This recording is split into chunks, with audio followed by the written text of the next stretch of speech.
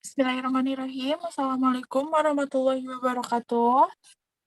Waalaikumsalam warahmatullahi wabarakatuh. Alhamdulillahirrahmanirrahim. Wassalatu wassalamu ala asyrofil mursalin ala sayyidina amin. Nah, alhamdulillah ya teman-teman semua, kita bisa berkumpul lagi walaupun dalam keadaan daring, kita bisa bertatap muka dalam Zoom meeting ini. Bagaimana teman-teman semua kabarnya? Sehat? Alhamdulillah sehat-sehat. Ini semua sudah pada bergabung di Zoom atau ada yang belum bergabung? Belum nih, Mila belum gabung. Oke, sambil menunggu Mila, kita mulai aja ya kegiatannya. Boleh Rijal untuk memimpin doa pada kesempatan kali ini? Boleh, boleh. Baik semuanya, sebelum kita melakukan kegiatan, alangkah baiknya kita berdoa terlebih dahulu. Berdoa dipersilakan.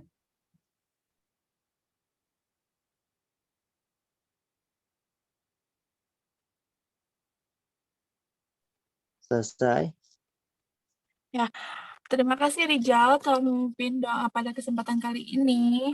Nah, yang belum hadir tinggal Mila ya. Sambil kita menunggu Mila, kita lanjutkan saja kegiatan bimbingan klasik pada kali ini. Nah, pada kesempatan kali ini, Ibu di sini akan menyampaikan tentang kebiasaan belajar. Untuk apa sih tujuannya? Nah, di sini tujuannya itu adalah untuk mengetahui kebiasaan belajar yang baik dan juga berguna bagi peserta didik, bagi kalian semua tentunya untuk belajar dalam menghadapi ujian, terus dalam menghadapi ketika kalian belajar itu seperti apa sih kalau ujiannya itu nanti gimana. Nah, kegiatan ini kalian itu bisa berperan aktif, nanti kalian dipersilakan untuk bertanya kalau misalkan ada yang tidak dimengerti atau misalkan ada yang ingin didiskusikan, kalian bisa bertanya atau untuk mengacungkan tangan terlebih dahulu. Nah, di sini Ibu akan menampilkan PowerPoint eh, terkait materi yang akan dibahas pada pertemuan kali ini. Oke,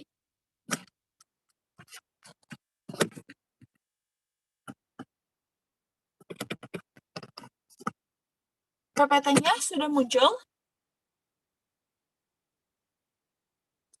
Halo teman-teman, PPT-nya sudah muncul. Sudah, baru muncul. Oke,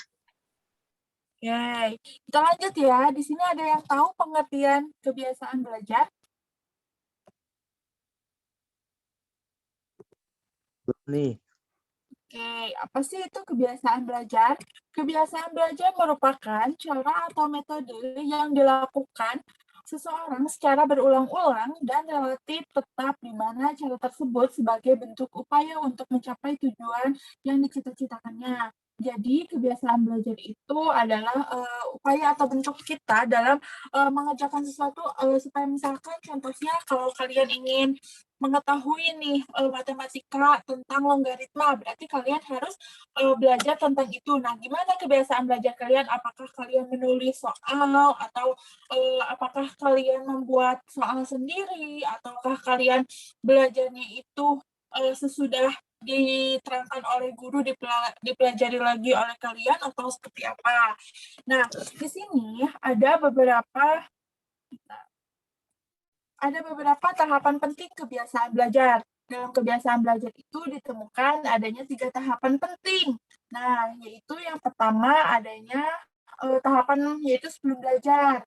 Nah, sebelum belajar ini meliputi pembuatan jadwal, ciri khas seseorang, minat, pengalaman, dan keinginan belajar. Nah, di sini tuh keinginan belajar kalian itu apa sih? Terus ciri khas belajar kalian itu gimana sih? Nah, itu menyangkut ke daya belajar kalian itu seperti apa. Nah, yang kedua itu adalah dalam proses belajar dibutuhkan konsentrasi sehingga dapat mengolah, menyimpan, dan menggali materi pembelajaran dengan baik. Hal ini juga berpengaruh dalam sikap dan motivasi belajar. Nah, gimana sih caranya kita itu dalam proses pembelajaran itu tuh jangan sampai kita itu apa kita belajar tapi tidak konsentrasi kita itu terhadap hal yang lain, seperti konsentrasi kita itu terganggu karena misalkan putus cinta dengan pacar. Nah, hal itu tuh tidak akan yang mengganggu konsentrasi belajar kita. Nah, selanjutnya di sini ada sesudah belajar akan tertuju pada hasil belajar siswa sebagai bentuk umpan balik dari kegiatan belajar yang dilakukan. Nah, selanjutnya di sini ada kebiasaan belajar akan mempengaruhi belajar itu sendiri yang bertujuan untuk mendapatkan pengetahuan, sikap, kecakapan, dan keterampilan. Di antaranya pembuatan jadwal dan pelaksanaannya, membaca dan membuat catatan untuk mengulangi bahan pembelajaran. Konsentrasi mengerjakan tugas, minat, dan kebiasaan memiliki arti penting dalam meningkatkan ataupun menurunkan yang memiliki minat terhadap subjek tertentu, memberikan perhatian yang lebih besar terhadap subjek tersebut. Nah, minat merupakan faktor yang menentukan tercapainya tujuan belajar. Nah, gimana nih? Kalian udah memiliki minat belum dalam belajar? Kalau misalkan kalian udah memiliki minat terhadap pembelajaran, otomatis kalian udah mulai bisa untuk berkonsentrasi dalam belajar. Terus kalian juga bisa memahami materi yang akan dipelajari oleh kalian itu sendiri. Nah, karena adanya minat untuk belajar dalam diri akan memudahkan guru dan pembimbing dalam mengarahkan siswa. Jadi kalau misalkan kalian udah minat belajar nih, kalau kalian udah ada semangat, ada minat, ada tujuan yang ingin dicapai oleh kalian, itu tuh dapat membantu guru memudahkan untuk mengarahkan kalian, untuk guru mengarahkan kalian, dan terus membantu guru juga dalam mengarahkan, memudahkan, membimbing kalian itu guru tuh terasa terbantu gitu. Dan siswa yang memiliki kebiasaan belajar cenderung hidup dengan lebih disiplin dan tanggung jawab dalam setiap tindakan belajarnya untuk mencapai prestasi dan hasil belajar yang tinggi. Jadi kalau misalkan kalian udah memiliki minat atau kebiasaan belajar yang baik, dari awal sudah berkonsentrasi, nah maka kalian itu secara tidak langsung dan secara tidak sadar udah memiliki tanggung jawab terhadap diri sendiri, terus kalian udah memiliki sikap disiplin. Nah, tindakan belajar ini, kalau misalkan kalian udah memiliki kebiasaan belajar setiap hari gitu, nah maka nanti untuk kedepannya bisa mencapai prestasi yang lebih baik, hasil belajarnya baik, misalkan berpengaruh ke nilai kalian mendapatkan A, terus mendapatkan nilai 90, 100. Nah, terus ketika ujian juga kalian itu tidak perlu takut lagi gitu karena sudah tahu gitu pembelajarannya. Nah, oke. Di sini udah ada pada yang tahu belum terkait gaya belajar. Nah, tadi kita kan membahas kebiasaan belajar. Nah, ada juga terkait beberapa hal tentang gaya belajar. Udah tahu belum gaya belajarnya apa aja? Oke, kita lanjut Belum nih, ya belum di tahu. sini. Ya, oke, kita bahas ya terkait gaya belajar. Nah, macam-macam gaya belajar itu ada 3. Yang pertama ada auditori. Oke, sebentar ya. Yang pertama itu ada auditori, terus ada kinestetik, dan ada visual. Nah, di sini tuh ada 3 macam gaya belajar. Nah, nanti saya akan jelaskan. Lalu kalian bisa mengetahui gaya belajar apa yang ada dalam diri kalian. Nah, gaya belajar auditori ini biasanya kamu lebih mengandalkan pendengaran kamu untuk menerima informasi dan pengetahuan. Nah, orang dengan tipe auditori ini tidak masalah dengan tampilan visual saat mengajar. Nah, visual itu seperti apa? Nanti kita bahas. Nah, yang penting adalah mendengarkan pembicaraan guru dengan baik dan jelas. Nah, makanya tipe auditori ini biasanya paling peka dan hafal dari setiap ucapan yang pernah didengar, bukan apa yang dilihat. Bu, Jadi, ya, share screen-nya nggak kelihatan di aku mah. oh, kalau di Rijal muncul nggak? Muncul cuma nggak gerak lagi tuh. Coba Oke, di bentar ya. Saya cuma menjelaskan, jadi cuman ada itu doang ya. Jadi kita lihat screen-nya aja.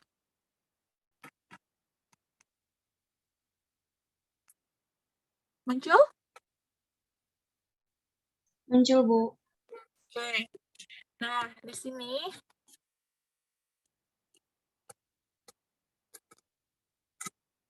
Bentar,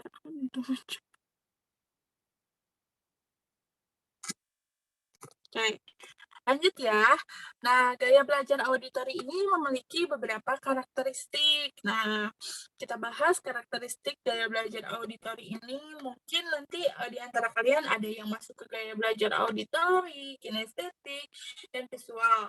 Nah, gaya belajar auditori ini, yang pertama itu, karakteristiknya itu ada lebih mudah mengingat sesuatu dari apa yang didengar daripada dilihat. Nah, jadi orang dengan gaya belajar auditori ini mereka lebih senang mendengarkan atau mendengarkan apa yang guru sampaikan gitu. Mereka tidak suka menulis, biasanya itu senangnya itu mendengarkan. Jadi mereka itu menangkap materi itu dari apa yang dijelaskan.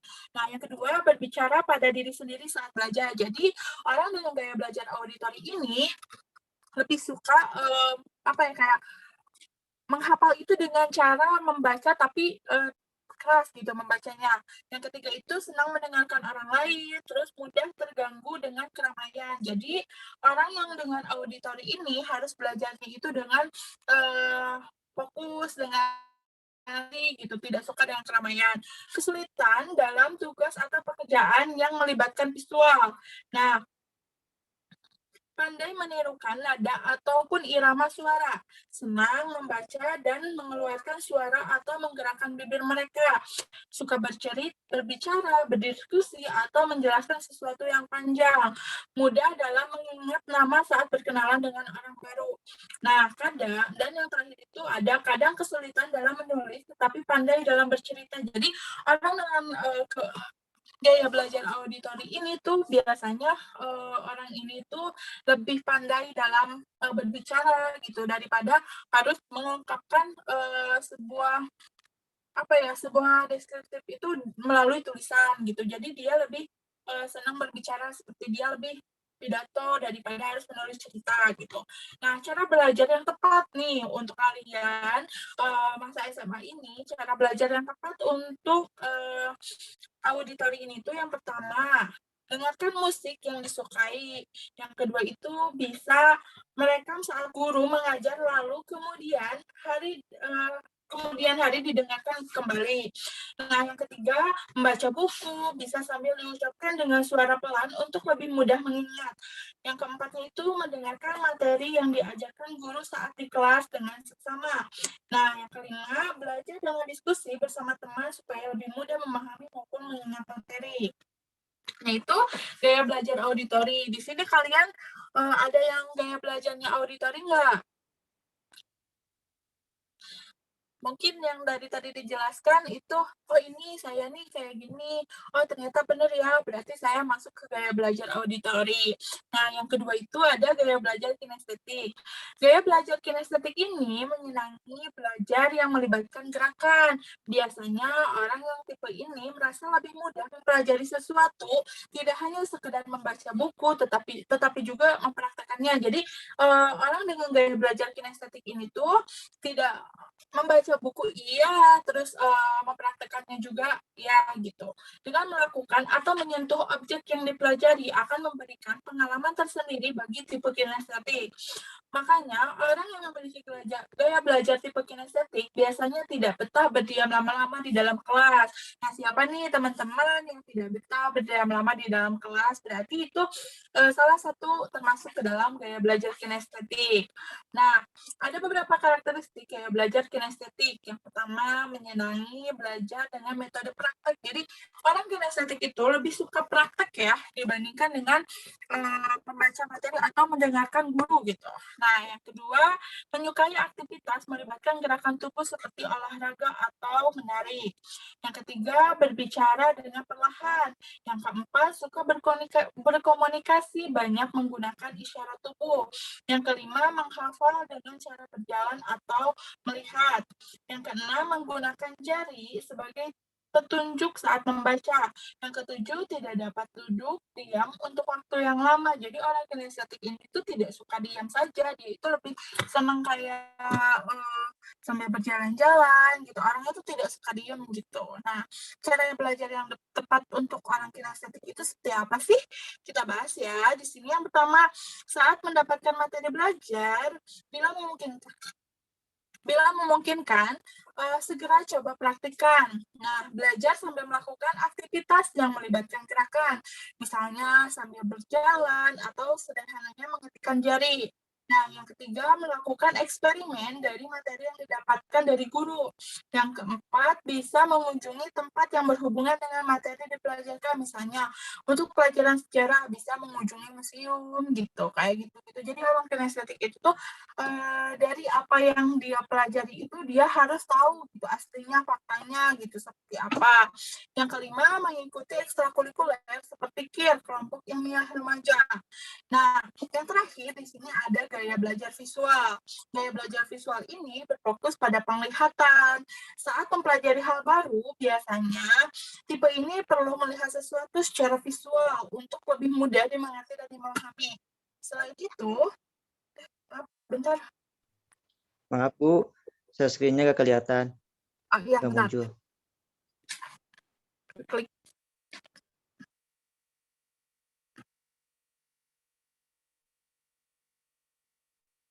Oke, muncul teman-teman.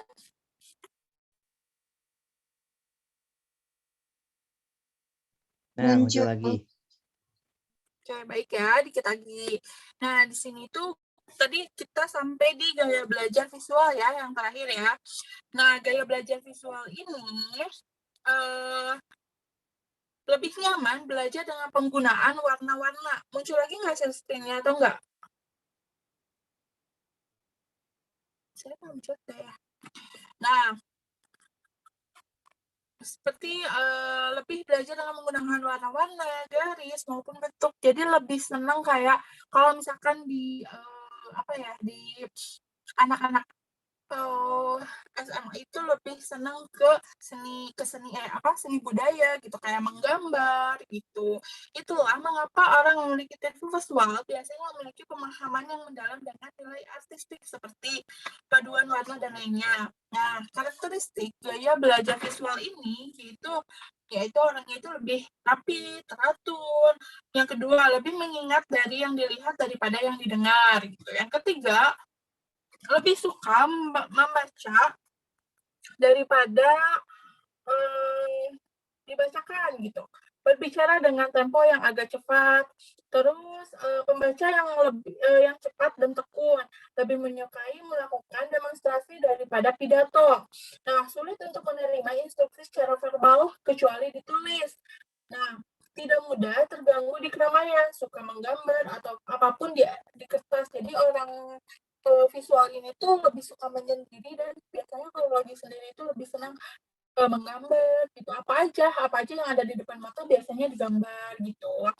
Tahu apa yang ingin dikatakan tapi sulit memilih kata-kata. Jadi dia itu kalau di dalam otaknya itu udah ada gitu, kayak misalkan mau mengatakan ini tapi sulit gitu untuk dikatakannya. Nah gitu, cara belajar yang tepat untuk orang visual ini tuh kalian bisa belajar dengan gambar maupun video belajar yang menarik. Nah, yang kedua, membaca buku yang tidak hanya tulisan saja tetapi juga memiliki ilustrasi, kayak membaca komik gitu. Kalian kalau misalkan orang dengan gaya belajar visual ini lebih suka membaca komik daripada membaca buku-buku yang tulisan saja gitu.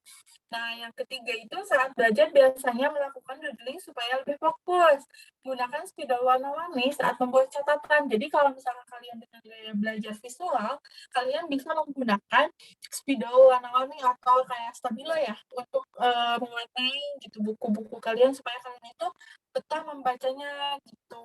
Nah, terus membuat mind mapping nih untuk memudahkan belajar. Jadi kalau misalkan kalian dengan gaya belajar visual ini, kalian coba membuat mind mapping gitu supaya kalian itu bisa bisa betah dalam belajar. Jadi supaya cepat gitu. Kalau kebiasaan kalian belajarnya itu biasa belajar nih, misalkan kalian dalam proses belajar guru sedang menerangkan kalian membuat mind mapping gitu supaya lebih cepat. Nah, begitu teman-teman, ada yang ingin ditanyakan terlebih dahulu? Gimana menurut teman-teman di sini teman-teman ada yang masuk ke gaya belajar mana? Coba Indah, menurut Indah masuk ke dalam gaya belajar apa? Auditori, Bu. Oke, Indah auditori ya. Kalau misalkan Rijal? Sama Bu, auditori. Oke, jadi kalian lebih senang mendengarkan gitu daripada menggambar. Apa kalian tidak suka menggambar? Kurang Enggak, Bu, bisa, Bu. soalnya gambarnya jelek, Bu. Oke, ya tidak semua orang itu bisa menggambar ya, tapi semua orang itu memiliki keunggulannya masing-masing, memiliki gaya belajarnya masing-masing gitu. Nah, di sini ada yang ingin ditanyakan dulu atau ada yang mau didiskusikan teman-teman?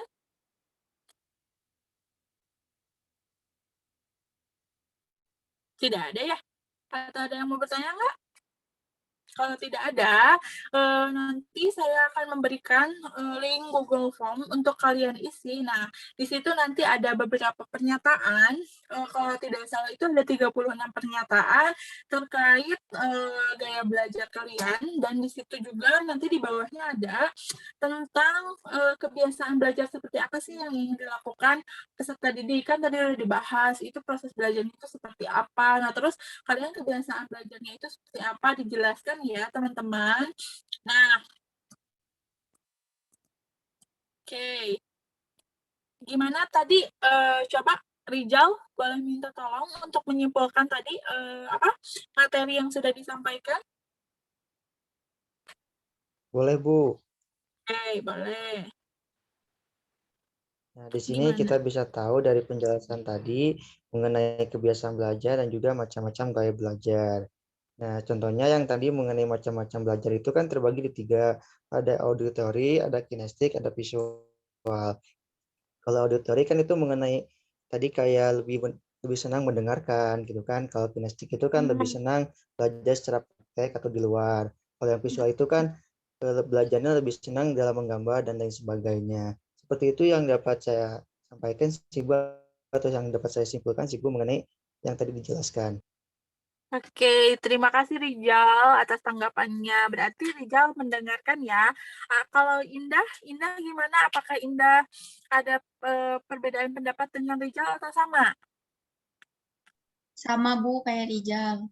Oke, alhamdulillah ya.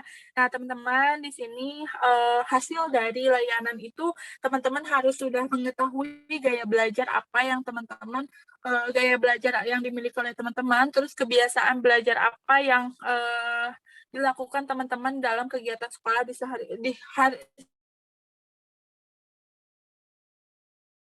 sehari-hari di sekolah gitu. Nah, teman-teman, alhamdulillah ya pada kesempatan kali ini pada kegiatan pembelajaran daring ini dalam layanan bimbingan klasikal ini teman-teman sudah sangat baik, sudah aktif dalam kegiatan ini dan sikap teman-teman juga dalam melaksanakan kegiatan sungguh baik. Alhamdulillah. Nah, nanti saya akan memberikan Google Form untuk diisi oleh teman-teman mengenai topik yang tadi kita bahas. Nah, sebelum menutup pada pertemuan kali ini, coba Indah boleh minta tolong untuk memimpin doa. Baik, teman-teman, sebelum kita mengakhiri kegiatan hari ini, mari kita ucapkan alhamdulillahirabbil alamin. Alhamdulillahirabbil alamin. Oke, terima kasih Indah, terima kasih semuanya. Semoga kalian sehat selalu, bahagia selalu, belajarnya lebih rajin lagi, lebih rajin lagi belajarnya. Semoga kita dapat bertemu dalam kesempatan berikutnya. Terima kasih semuanya. Wassalamualaikum warahmatullahi wabarakatuh. Waalaikumsalam warahmatullahi wabarakatuh.